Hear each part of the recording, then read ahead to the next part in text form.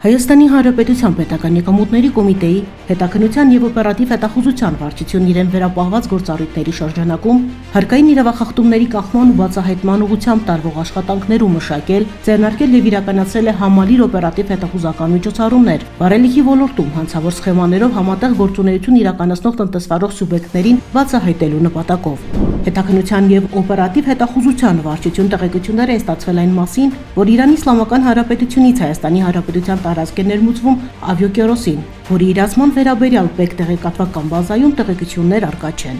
Հարկային իրավախախտումների կանխման եւ բացահայտման նպատակով ձեռնարկված համալիր օպերատիվ հետախուզական միջոցառումների արդյունքում պարզվել է, որ ՌԿ-ն դրածո անձանց միջոցով ստեղծել է 9 ընկերություն։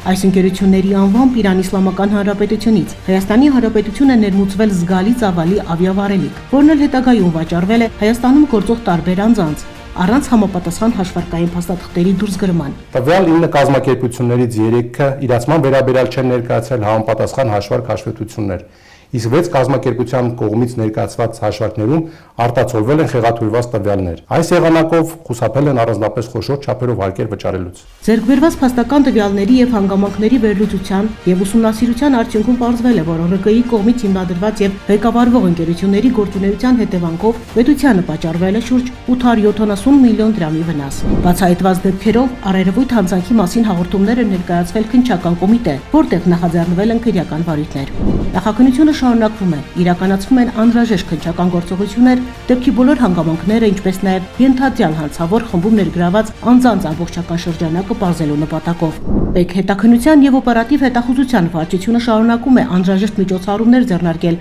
ոչ միայն կատարված հանցագործությունների բացահայտման, այլև դրանց կանխելու ուղղությամբ։ Միաժամանակ հորդորում է տնտեսվարող սուբյեկտներին հայտարարել իրական իրացման շրջանառությունները։ Պետական եկամուտների կոմիտեի տեղեկատվության եւ հասարակայնության հետ կապերի բաժին։